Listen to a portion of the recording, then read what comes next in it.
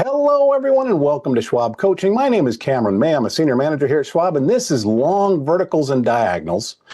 And I was thinking back on a phrase that I've heard repeated over and over again. It's a great sounding phrase. You can't go broke taking a profit. I think some of you heard that before, but is it even accurate? Well, I have news for traders who subscribe to that line of thinking. Oh, yes, you can go broke taking a profit. We're going to be talking today about the pros and the cons of taking early profits. Should be a really good discussion. We're going to be placing a brand new trade in our example portfolio. Before we can do any of that, though, let me first of all say hello to everybody that's chatting in there out in YouTube land. Hello there, Ricebird, and Ahmad, and Crispy, and Scott, Sharon, Ray, Life in the Fast Lane, David, Paul, Robert, Mompreneur, everybody else. Thanks for joining us week after week. We really do appreciate your attention and your contributions to these discussions. If you are here for the very first time, though, I want to welcome you as well. For example, someone's already chatted in, said it's their first time. Great to have you on board. I hope you make it part of your regular schedule. But if you're watching on the YouTube archive after the fact and you would like to be here in the live audience, you can join us. This is a Thursday webcast series, and this one kicks off promptly 11 Eastern time. We really would love to have you here. And finally, my very good friend Kevin Horner is hanging out in the chats with the live stream audience. He's going to be addressing any questions that I can't get to, as long as they're on topic. Kevin's there to pick up the slack for me. So thanks for being there, Kevin. And Kevin and I would like to issue an invitation to everybody watching, whether live or on the recording. If you're not following us on X, please do. It's a great additional educational resource. It's available to you for no cost.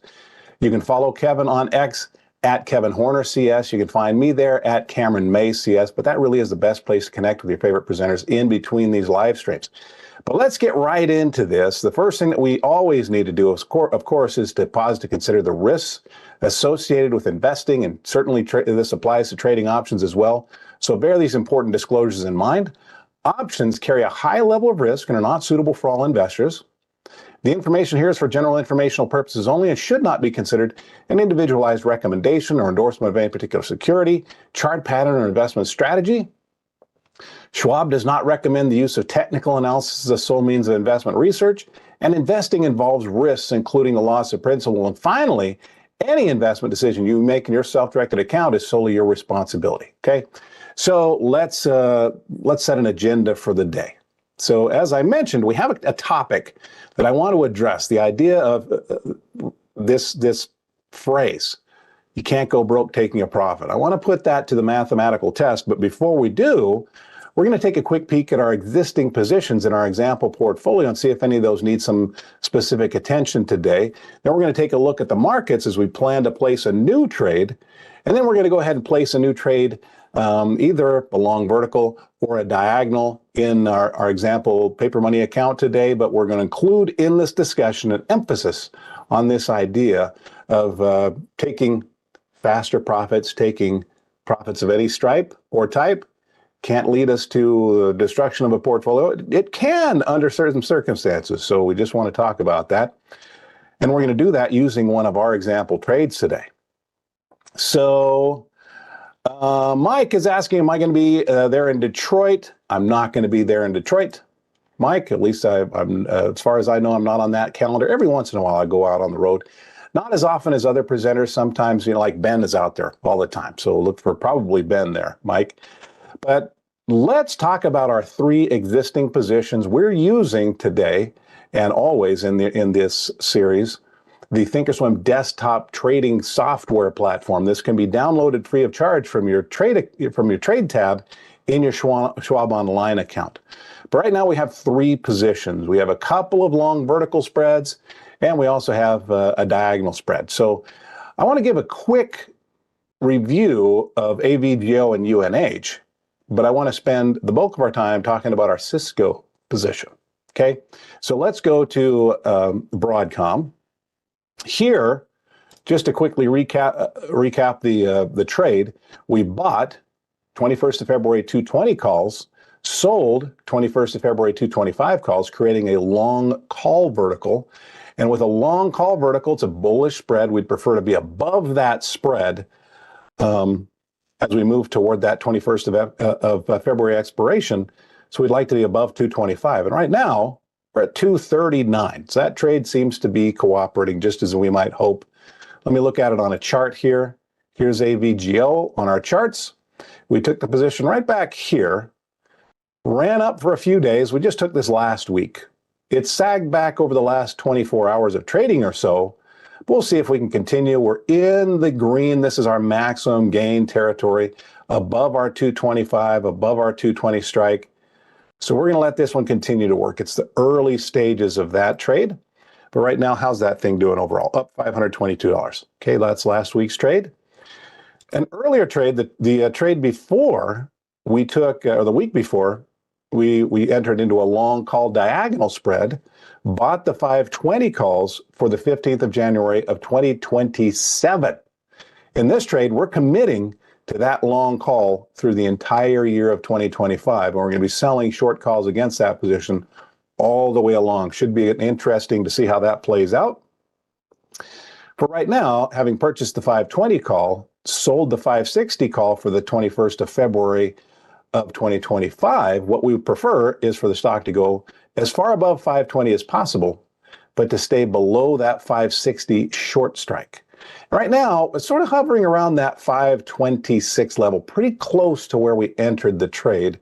If we want to look at this on a chart, there we go. We entered the trade right here. You can see we're right now trading just a little bit above that. So it really hasn't done much to help out our long call. So that's been suffering from time decay. But at the same time, the short call that we sold up here at the 560 level is actually doing just fine. Time is working more in the favor of the short option than it is working against the long option. So it's kind of okay that we've waffled around here. Yeah, we've lost a little value in that long call, maybe made up by this small uptick in price, but the short call is doing even better. Yep, so you can see our long call underwater, short call actually making up for that plus some. So overall up $229 on that position. And then finally, we have this position on Cisco. So we took this position. If you're on Thinkorswim and you click on the quantity, you can see the date a trade was entered. So this was our trade from 3 weeks ago. And this is a long call vertical spread. We bought the 60 calls for the 21st of February, sold the 62.5. Again, a bullish call spread. We'd prefer to be above the spread, 62.5. And right now, stock is cooperating nicely. Let's go have a look at that on a chart. Let's go to Cisco. We entered the trade right back here. You can see the first week didn't do much, but since then we've been taking off and going in the direction that we'd like to go. So this is our long call, the $60 strike. Let me pull down the right margin a little bit so we can see that short call. We're shooting to get up here into the green. If we can accomplish that, this trade actually stands to make much more than it had the opportunity to lose from the initiation of the trade. Here's what we did with that position. We got a little bit more aggressive, took a smaller risk in pursuit of a higher reward. And with vertical spreads, the way that works, if you think, oh, I always like to take a small risk and get a big reward. Well, when there's a high reward potential on a trade, typically there's a low probability of success. And that was the case here when we took this trade. We were some distance away from where we needed this trade to be as we move out toward expiration. But we've closed that gap quite a bit. And as a matter of fact, we've been closing it quickly. When we took this position, we thought it was going to take us, well, we had 50 days in the trade. Here we are, 21 days into the trade, 29 days to go, and we've already made up, it looks like we're sitting on maybe about halfway to the maximum gain of the trade. Here's the way that this is calculated. So when we got into this trade, spent $1.76 for the long options, received 86 for the short options. That was a net cost of 90 cents per share. So let's do some quick math here. If we have 90 cents per share, we did 44 contracts, that's 4,400 shares. The cost of this trade was just a shade under $4,000. That's the maximum that we've decided to invest per trade in this webcast series. Now, how much can we make on this trade? Well, if it costs us 90 cents to get into a $2.50 wide spread, that leaves us $1.60 that we could make. So invested 90 cents to try to make $1.60 potential profit. Wow, $1.60, if we're able to accomplish all of that, times our 4,400 shares, means that we have over a $7,000 profit potential. So here's the question for our trader. Got in for 90 cents. If we exited right now, it looks like the difference between our two strikes is about, actually, I eyeballed it at about $1.60. It's actually closer to $1.40 right now. We might be able to sell the option that we bought for about $3. We could potentially buy out of the option we sold for about $1.60. The difference there is $1.40. If we can get out of $1.40, having invested 90 cents, that's more than a 50% return accomplished in just 21 days. So a trader might say, ooh, maybe let's do that. Now, here's what I want. I want to do a little bit of a different take on the math here. But first of all, let me throw it out there to the audience. Have you ever been in a trade like this, a vertical spread, the trade starts going the way that we intended, and even though we thought, hey, we could make $1.70 over the course of 50 days, or $1.60, pardon me, this is actually looking like we could take about a 50-cent profit right now. Should we do that? Well, for some, they might decide to hold. Ricebird saying nice profit. I want to reframe this question a little bit. We spent $3,960 to get into this trade. I wonder if we could extract $3,960 and get out of the trade, but not all of it. Let's see. So if we were to close out, let's get up to our calculator here again. We know that we spent $39.60 on our 44 contracts. If we could get out for, let's say, $1, are we up to $1? Yeah, $1.40, $1.40-ish, $1.41. It always depends on what the fill turns out to be. If we're able to get out for $140 per contract, if we exited 28 contracts right now, what we'd be doing, selling 28 contracts, $140. Let me reverse this. If we did 28 contracts, and we're able to sell those for $140 each, that means we'd be cashing out just about exactly how much we spent. If we put $39.60 into the trade, and then we extract $39.60 from that trade, how much risk is left in the trade? What do you think? That leaves, compared to what we've invested, essentially zero. A little bit more than zero, because we're not quite, if we're able to get out for $1.40, not quite pulling the $39.60. $39.20 is pretty close. So let's do this. Let's do this. If we get out of 28 contracts right now, that's going to leave 16 contracts in play. Let me right-click here. Let's create a closing order and sell out of these verticals. Now, that's going to create a closing order to get out of all of them. I want to dial this down. Let's just get out of, wrong way. Let's get out of these to 20. Let's get out of 28 of these. This is what happens when you try to click and keep an eye on the numbers and talk at the same time. It doesn't work. Let me hide the left column here for just a moment so you can see there's the full position that we're looking to exit. All right. Let's see if we can get out for $1.40 credit. We might not be able to get out of at quite $1.40. I'm going to quickly recalculate things. How many, if we only got $1.35, let's take our $39.60 initial investment divided by 135. Maybe we need to do one more. Okay. So let's go one more. Let's see if we can get out for $1.35. And let's confirm and send that. So we're going to sell to exit. This is to close some of our vertical spreads. This would be leaving 15 on. The 60, 620, the 60, 62 and a half calls, we're looking to get out for $1.35. This is going to give us max gain and maximum loss as though this was an opening transaction. We're not worried about that.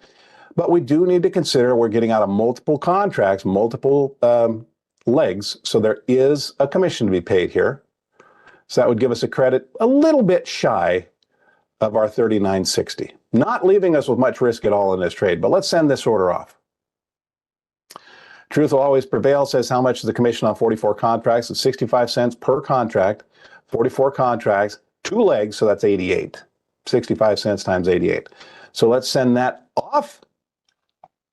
And we sold actually at $1.39. Let's do our math one more time. Okay.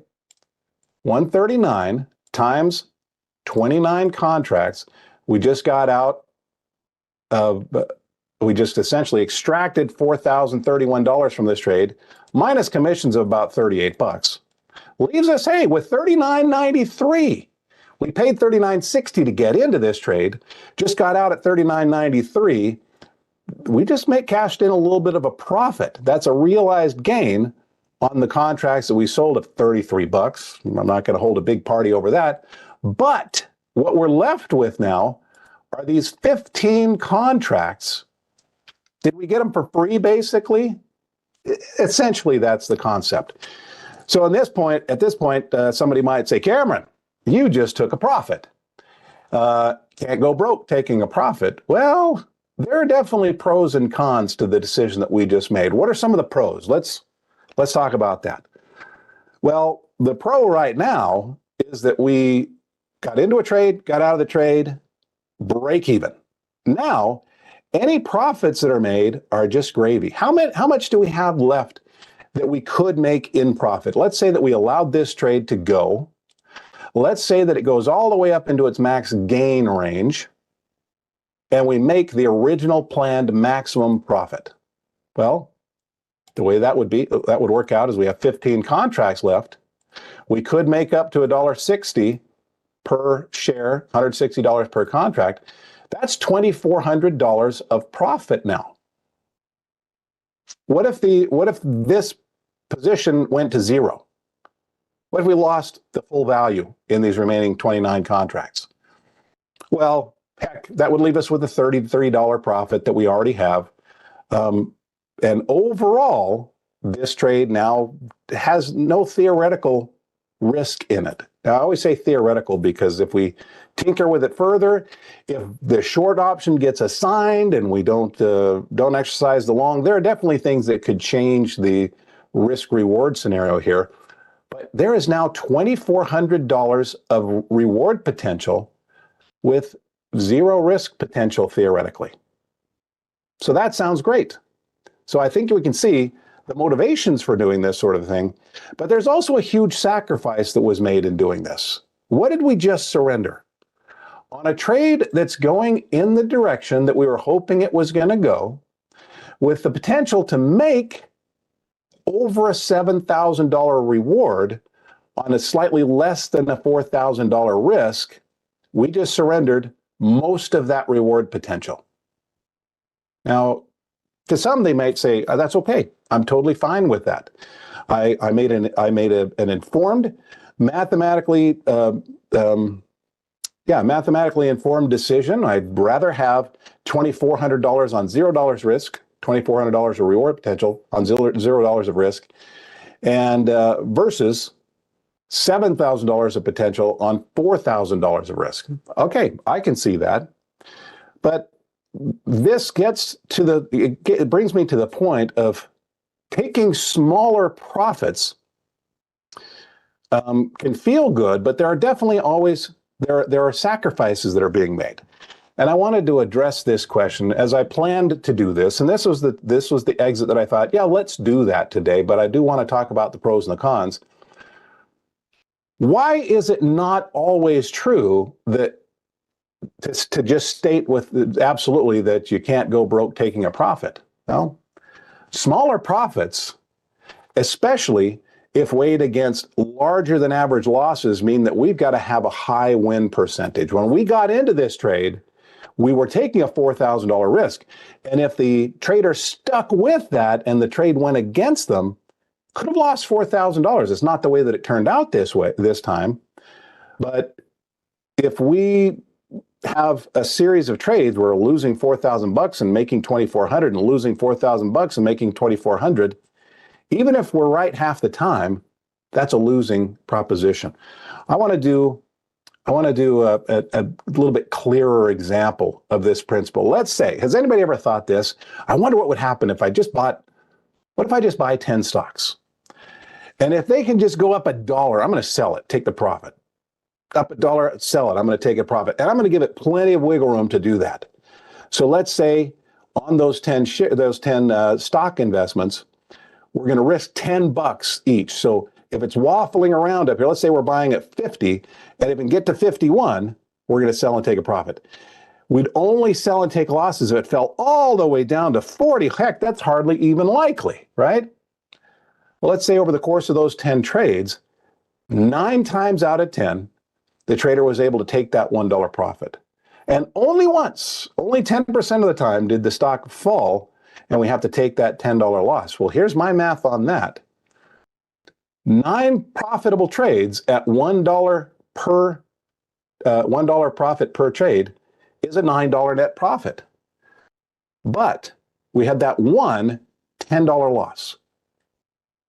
Well, $9 of profit minus a $10 loss is a $1 loss. In that sort of simplified scenario, this trader who says they can't go broke taking a profit is slowly bleeding their account. So there are considerations outside of just the fact that we've maybe removed risk from an individual trade, that when considered over a longer series of trades, it can be a damaging approach to the portfolio, really just depending on one's win-loss performance. Just be aware, bottom line, if our average win is smaller and our average loss is greater, we've got to be winning most of the time. How do we address that? Well, we can increase the average win, we can decrease the average loss, or we can increase the win percentage. Trader says, do you trade bullish flags? Trader, I do demonstrate trading bullish flags, but I never discuss my own personal trading approaches because that can carry with it an implied suggestion that my audience should do the same thing, and that's outside the scope of my role as an educator. All right. Anyway, there we go. So have I beaten that concept to death? Yeah, taking a profit can feel really good, but if it's limiting the upside while we're still, let's say, stubbornly adhering to larger downside risk, your win percentage has to go higher.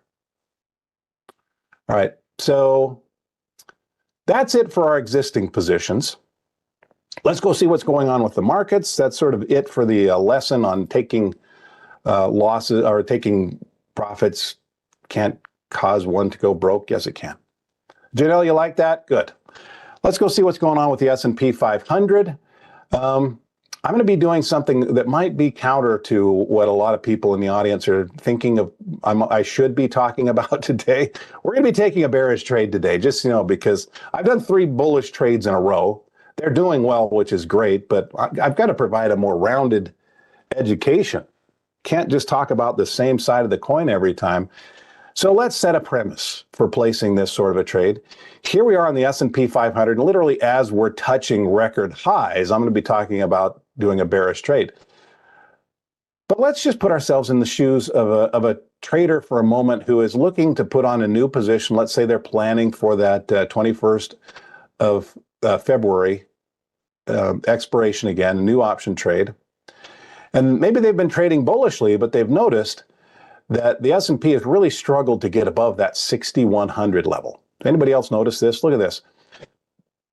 We closed up here. Let's look at these closes. Closed, 60.86. Closed, 60.90. Closed, 60.84. Closed, 60.86.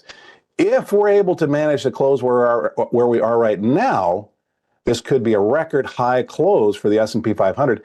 But we're still floating below that 6,100 level, and we've raced up so far so quickly over the last week and a half.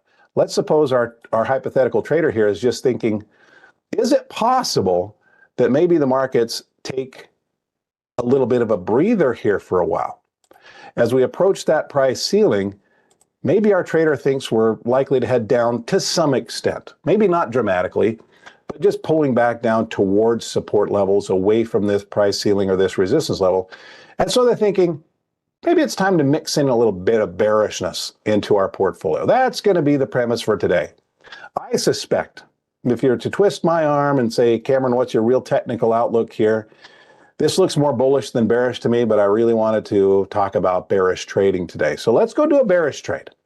And I wanted to do a trade that's similar in its behavior to what we're seeing on the S&P 500. So let's have a look at what's going on with NVIDIA. NVIDIA's had a nice run.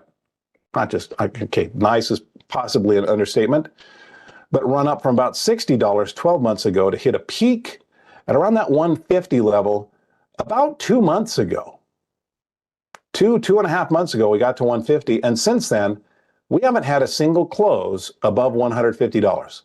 NVIDIA has not ever, before I say ever, let's go to a long-term chart. Yeah, just to reassure myself that I remember history the way that I thought I did, or that I remember it correctly. Anyway, yeah, NVIDIA has never closed above 150. And let's suppose that our trader thinks, if we get a little bit of a pullback, I think it's going to still be below 150 as we move toward that 21st of February expiration.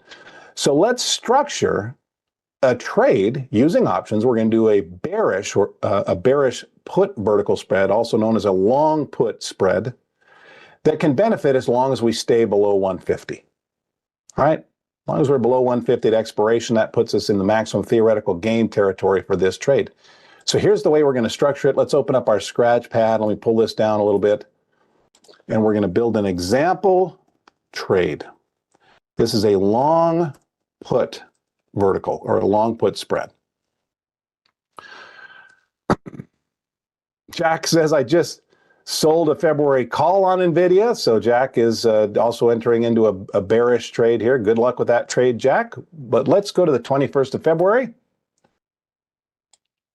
and move down here. How do we structure? And also, let's make sure that we're in the right spot. Let's look at the 150 puts and the 153 puts. What if we were to just buy? Let's talk about buying the 153 put. Buy the 150, what is this? The 21st of February. 153 put. And that looks like that's trading between 10.15 and 10.25. Let's say we're able to buy it for $10.20. If we have a bearish outlook on NVIDIA, buying a put is a bearish trade. It actually delivers lots of potential profit. And what we're doing is we're spending $10.20 for the right to sell shares for $153. So if those shares collapse in value, we know we can sell those shares for $153. We could potentially, if we decided to exercise the put, buy the shares at a lower price, sell them for $153, and there's potential for profit there if the stock behaves. There's an issue here, though. If we just buy this put, one thing that's inherent to all long calls, all long puts, by the way, there's one thing bothering me that I'm just going to adjust just quickly. I think my camera's a little bit crooked. Let me just straighten that out. You probably didn't even notice the difference, but it was catching my eye. Anyway, one thing that's inherent to long calls and long puts is low probability. Thanks to the impact of time decay and the spread between the initial bid price and ask price, combine those factors, and every long call or long put that a trader buys is a low probability trade straight out of the gates. We always start off a little bit in a hole because of the initial bid ask, and then the time decay starts to try to dig us into a deeper hole. So for that reason, among others, what some traders will do is instead of just buying a long put, they're going to sacrifice some of the benefits of the long put, but add a short put to the equation that's going to transform this from a low probability trade to a high probability trade. And that's what we're going to do today. At the same time we buy that 21st of February 153 put, we're going to sell the 21st of February 150 put. And that's going to bring in some premium for us. It looks like between 815 and 820. What's our 153? Yeah, it's about that same level, maybe a little bit less. Okay, but if we sell this 150 put, it looks like we might be able to collect about an 815, 820. Let's just say 815. There we go. Let's say we collect 815 on the put that we sell. So what does this accomplish for the trader? Well, an initial immediate impact is that it reduces the net out of pocket. If we're spending 1050 to buy the long put and receiving 1015 to buy the long put and receiving 815 from the sale of the short put, it reduces the net cost of this trade, setting the commissions aside, to $2. So we just chopped out 80% of the cost of the trade. It also transformed this from a low probability trade to a high probability trade. How is this high probability? Well, just to explore this, let's go to our charts. I'm going to map this trade out here. Let's give ourselves a little bit more space. I'm going to pull this down a bit. I actually maybe didn't even need to do that, but let's draw in a line above today's price, right up there at 153. As close as we can, right there. That'll work. All right. So what we're proposing to do here is buy the 153 put and sell the 150. That gives us the right to sell shares for 153, but the obligation to potentially have to buy shares for 150. AJ, are you saying this is making it much more complicated than it should be? Doing a vertical spread? There is an additional degree of complication. There's no doubt about that. But that's why I like to walk through the logic of this trade so that we can really understand what we're getting into. We're really just getting into two contracts. So if we understand the terms of both contracts and the potential outcome from both, then we can weigh out the pros and the cons of what we're getting ourselves into. So if someone has the right to sell shares to us for 150, but we also have the right to sell those same shares for 153, is that something that we would ultimately like to do? Let me rephrase the question. Do we want to buy shares for 150 and sell for 153? According to my rough math, that's a $3 profit. If we can buy shares for 150 and sell for 153, let's do it all day long. If that were a free trade, we'd have a $3 profit. It's not a free trade. What is the net cost? The net debit here of this trade is 1015 minus 815. That's a $2 cost of this trade. This debit also represents our investment. It also represents how much we can lose. Net debit, this is our theoretical max loss on the trade. That's how much we're investing. How much can we make? Well, we just ran through this scenario. Our theoretical max gain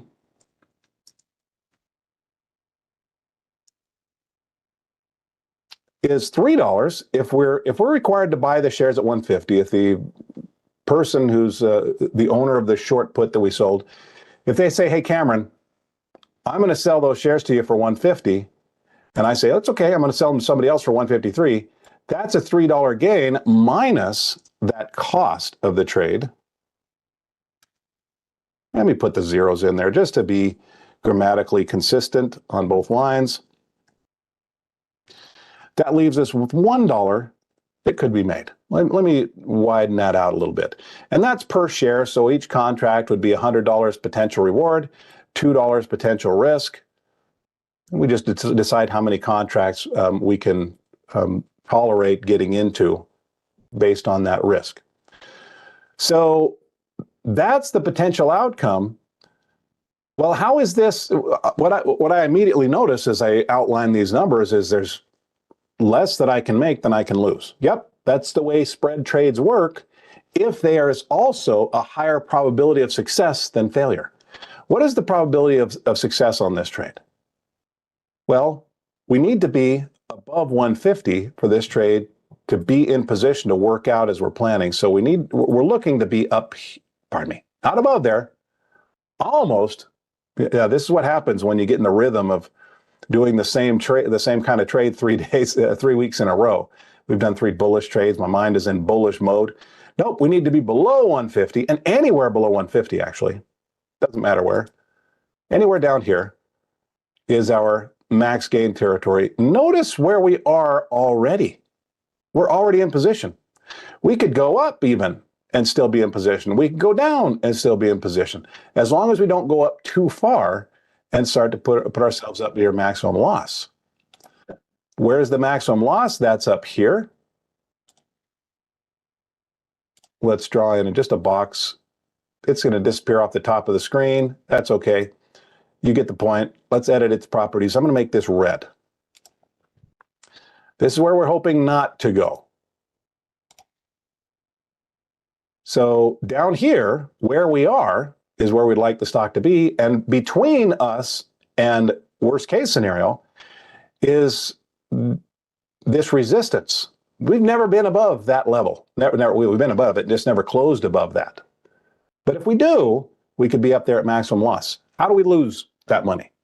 Let's walk back through this. We know that if our contracts get assigned, we make our maximum theoretical gain. So if we talk about that for just a moment, let's say our stock stays where it is, it goes down. So let's say maybe it goes down, maybe it goes sideways, maybe it goes up a little bit, but stays below 150. If we're down here below 150 and someone else has the right to sell shares to us for 150, is there much motivation to do that? Yeah, there's a lot of motivation. Let's say our stock's at 145. Someone has the right to sell it to us for 150. They're going to say, hey, Cameron, I don't want these $145 shares because I can sell them to you for 150, and they sell us the shares. And we might say at that moment, that's okay. I'm going to sell them on to somebody else for 153. There's our $3 profit minus our $2 investment, $1 gained if we're down here and assignment and exercise happen. Well, what if we pop up here? Let's say we're up at 160. Let's say the stock goes to record highs. It closes at those record highs, blasts through this resistance. It's up at 160.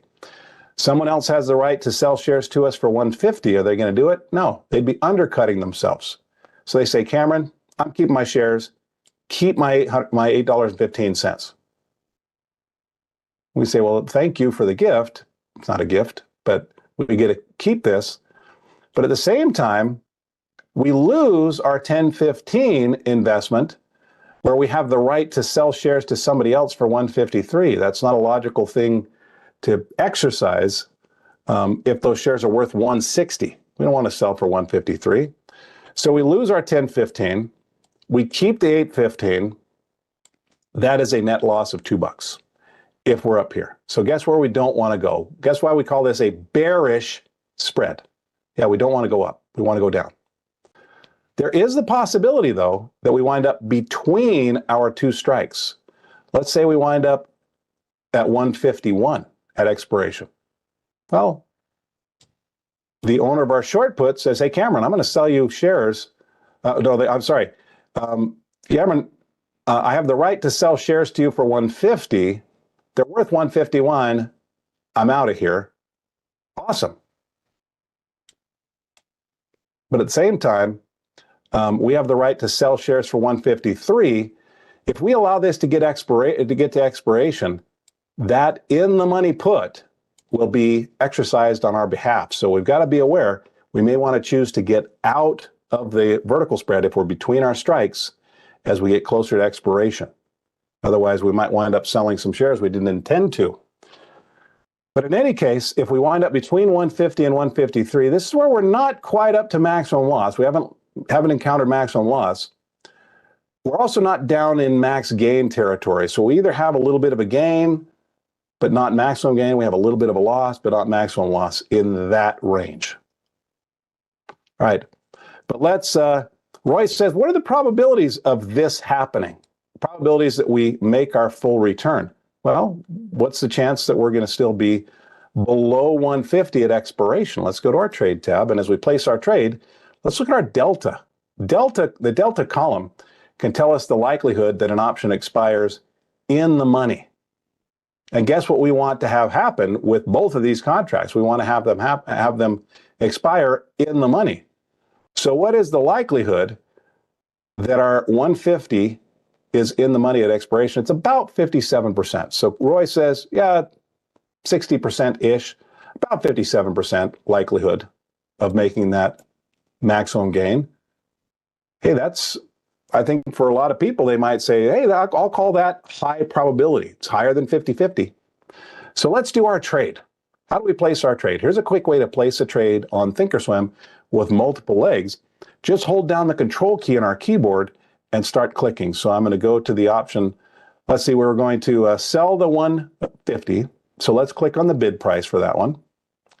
And then we're going to go back up to the 155 or 153 and click on the ask price to buy that one. So it looks like, the debit right around $2 right now. Let's crank that up to $2. Say that we're willing to spend $2. That'll be right in line with the math that we've been talking through. And if we're investing $2 per share, each contract is $200 of risk. And in this webcast series for this portfolio, we're trying to keep that risk at $4,000 or less. That actually would allow us to do 20 contracts. $4,000 of risk. Let's put that back. $4,000 of risk, $2,000 of reward. All right, let's click confirm and send here. So we're putting in an order to buy 20 of these NVIDIA 21st of February 153 150 puts for $2. That would be a max profit of $2,000 or $100 per contract on 20 contracts. A max loss of $4,000. There is a commission to be paid, so it increases the net investment here, dials up the risk a little bit. But let's send this order off and see if we can get filled. That limit, we're not guaranteed that we're going to sell for that, but we're going to see if we can get it done. I'm going to go here to our working orders. Let that work. It looks like we're offering $2. Yep, it was trading at about 192. Oh, look at that. Bought it right at $2. Perfect. That's just what we talked through. All right, so from here, what we're looking for, I'm going to leave these drawings on here except for these lines. I'll get rid of the lines after the discussion because they just are cluttery. But for this trader, they're just looking for a bump against resistance, stay below 150, get to February 21st. We'll talk about trade management techniques in the coming weeks. Talk about maybe how might we take profits if profits start to manifest themselves? What are the pros and the cons? What if the trade goes south on us? How much are we willing to let this thing bleed before we get out? So there's lots to talk about still. Heart 3000 says, is there a rule of thumb as a guide between risk and reward and a chance of profit? That's a good question, but actually the bottom line is no, not necessarily. And I want to talk about that more in a later webcast, but it really depends on which strike prices we chose.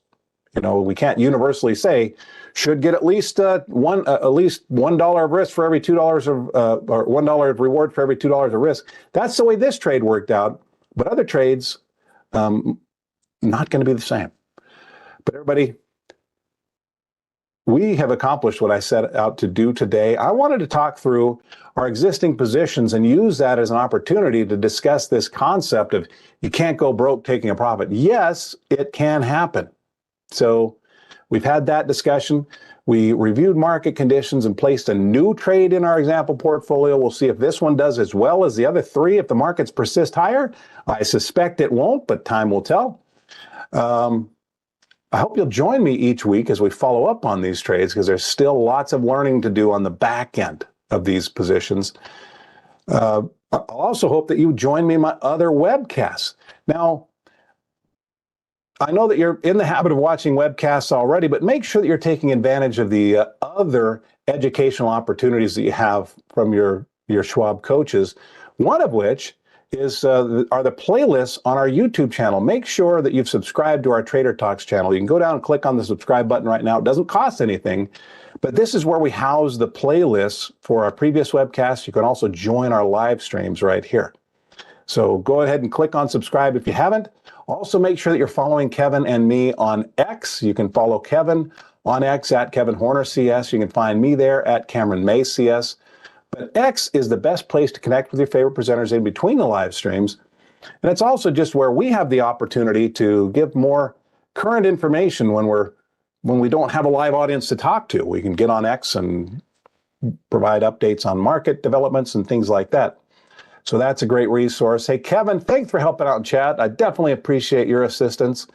Also, thank you to everybody that has already given the webcast a thumbs up. 61 out of about 170 people have given me a like. That's fabulous. Thank you. I always appreciate it. But if you would, make it a habit. Whenever you watch one of our webcasts and you enjoy it, click the thumbs up button, click that like button, because it gives a pat on the back to your presenter. It also gives their webcast a boost in the YouTube algorithm, helps it find a wider audience and help more people learn. All right, everybody, thanks for watching. Thanks again to Kevin. I will see you all in a future webcast. I'll also look for you on X, but whenever I see you again, until that moment arrives, I want to wish you the very best of luck. Happy trading. Bye-bye.